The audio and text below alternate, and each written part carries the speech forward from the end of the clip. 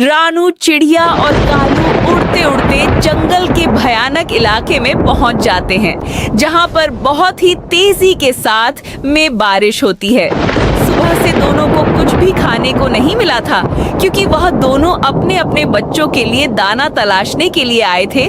लेकिन उनको रास्ते में इतनी भारी मुसीबत का सामना करना पड़ा। रानू चिड़िया ने कहा, कालू, अब मुझसे और नहीं उड़ा जाता, क्योंकि अब मैं थक गई हूँ। मेरा तो दिल यह कह रहा है कि मैं यहाँ से कहीं पर नहीं जाऊँ, बस यहाँ पर आराम करते रहूँ, क्योंकि मेरी तबीयत खराब है और मुझसे अब उड़ा नहीं जाता। मेरा बच्चा भी सुबह से भूखा है। अगर आज खाना नहीं मिला तो वो पूरी रात रोएगा और फिर मैं बहुत ही ज़्यादा दुखी होगी। हमारे सामने कोई रास्ता नहीं है कि हम ऐसे में कहाँ पर जाएं। रानू चिड़िया बहुत ही ज्यादा दुखी होती है, क्योंकि वह तो अपने बच्चों के लिए दाना लेने के लिए यहाँ पर आई थी, लेकिन उसे भारी मुसीबत का सामना करना पड़ा और उसे कहीं पर भी दाना नहीं मिला। बेचारी रानी चिड़िया अपनी मजबूरी कालू भाई से कहती है, तो कालू भाई बहुत ही ज्यादा उदास होते हैं और फिर कालू ने लंबी सांस लेते हुए कहा, हिम्मत रखो रानू, हमें अपने बच्चों के लिए खाना ढूंढना ही होगा, और अगर हमने खाना नहीं ढूंढा तो हमारे बच्चे भूखे रहेंगे, जिसके खातिर वह बहुत ही ज्यादा रोएंगे। तो हमें खाना जल्द से जल्द ढूंढना पड़ेगा, नहीं तो हमारे साथ बहुत बुरा होगा। तभी रानू की नजर थोड़ी दूर एक बड़े से तरबूज पर पड़ती है। रानू बहुत ही ज्यादा खुश हो जाती है, क्योंकि उसे भी बहुत ही ज्यादा जोर से भूख लग रही थी और उसके बच्चे भी बहुत ही ज्यादा भूखे थे। इस वजह से रानू खुश हो जाती है और फिर रानू चिड़िया खुशी से बोली, कालू, देखो कितना बड़ा तरबूज, आज हमारा बच्चा पेट भरकर खाएगा और हम दोनों भी पेट भरकर खाएंगे, क्योंकि हमें भी बहुत ही ज़्यादा ज़ोर से भूख लग रही है, क्योंकि मौसम ख़राब है। इस वजह से हमें इसको घर लेकर जाना चाहिए, क्योंकि हमने कई दिनों से खाना नहीं खाया है। चलो जल्दी चलो कालू भाई। और जैसे ही रानू चिड़िया ने कालू कौवा से यह बात कही, तो दोनों जने उस तरबूज को खाने के लिए उसके पास जाने लगते हैं। दोनों उड़कर तरबूज के पास पहुंच जाते हैं। कालू तरबूज को ध्यान से देखता है और फिर रानू चिड़िया से कहता है, नहीं रानू, ये तरबूज अभी कच्चा है, अगर अभी तोड़ दिया तो खराब हो जाएगा, और या फिर कच्चा तरबूज हम खाएंगे तो हमें अच्छा भी नहीं लगेगा और ना ही हमारे बच्चों को। तो इससे बेहतर ये रहेगा कि हम इस तरबूज को कल को आकर तोड़ेंगे, और फिर तब तक यह पक भी जाएगा, और फिर हम इसे घर पर ले जाएंगे और अपने बच्चों को खिलाएंगे, और हमें इसको खाने में मजा भी आएगा। दरअसल दोस्तों, कालू के दिमाग में कुछ और ही चल रहा था। वह ये सोच रहा था, ये तरबूज सिर्फ मेरा है और मैं इस चिड़िया को खाने नहीं दूंगा। इस वजह से बहानेबाजी कर रहा था कालू। रानू ने हैरानी से कहा, इतना बड़ा तरबूज अंदर से कच्चा कैसे हो सकता है? कालू ने कहा, मुझे पहचान है, 2 दिन बाद ये पूरी तरह मीठा और लाल हो जाएगा, और हाँ, अगर अभी तुमने तोड़ लिया तो यह खराब हो जाएगा, क्योंकि खराब जब ये हो जाएगा, ना ही तुम खा पाओगे, ना ही अपने बच्चे इसे खा पाएंगे। तो भला इसी में है कि कल को आकर अपने दोनों इसको तोड़ कर लेकर जाएंगे। समझ गई मेरी बात मैं क्या कह रहा हूँ? ठीक है कालू, फिर हम 2 दिन बाद अपने बच्चों को मीठा तरबूज खिलाएंगे। वैसे भी आज दाना ढूंढ कर लेकर चलूंगी मैं। वैसे भी कल को यह तरबूज हम ही खाएंगे, ना कि कोई और। वैसे तुम्हें तो पता है कि तरबूज कब कच्चा रहता है और कब पक्का, क्योंकि तुम पहले तरबूज की खेती करते थे ना। चलो कोई बात नहीं, कल हम फिर आकर इसे देखेंगे और अपने बच्चों को भी खिलाएंगे। शाम हो जाती है। दोनों थोड़ा बहुत दाना ढूंढकर अपने घर लौट जाते हैं।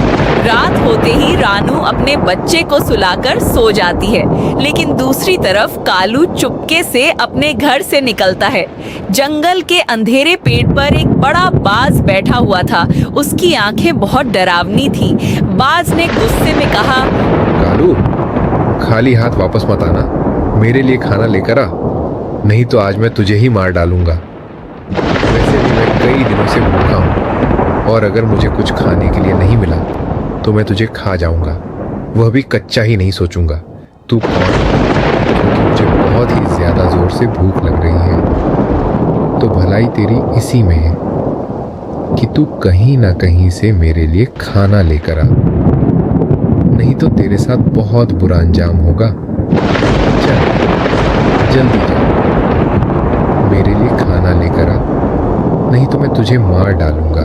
कालू डरते हुए बोला, मैं अभी कुछ लेकर आता हूँ। डर के मारे कालू सीधे उसी तरबूज वाली बेल के पास पहुंच जाता है। कालू सोचता है अगर मैंने इसे कुछ नहीं दिया खाने के लिए तो ये मुझे मार डालने का। कालू ने कहा, मुझे माफ कर देना रानू, लेकिन अगर मैं ये तरबूज नहीं ले गया तो बाज मुझे मार देगा। मेरे पास बस यही रास्ता है, क्योंकि मेरी जान का खतरा है। हो सके तो मुझे माफ कर देना। ये मैं जानबूझकर नहीं कर रहा, बल्कि मैं मजबूरी में कर रहा हूँ। ये कालू जल्दी से तरबूज तोड़ता है और बाज के पास ले जाता है। वैसे भी कालू सोच रहा था कि यह तरबूज मैं खाऊं बस अकेले, लेकिन उसके सामने यह मुसीबत आ गई थी जिसके वजह से कालू बहुत ही ज्यादा उदास हो रहा था। बाज तरबूज देखकर जोर जोर से हंसने लगता है।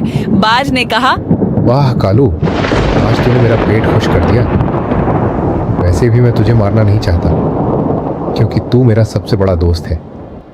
इस वजह से मैंने तुझे धमकी दिया था कि तुम मेरे लिए खाना लेकर आए, और तू मेरे लिए इतना बड़ा तरबूज लेकर आया है, इतना बड़ा मैंने आज तक कभी नहीं खाया। इसके लिए मैं तुझे शुक्रिया अदा करता हूँ, और यह तरबूज और कोई नहीं खाएगा, बल्कि हम दोनों खाएंगे, और हम दोनों आपस में बहुत ही अच्छे दोस्त हैं।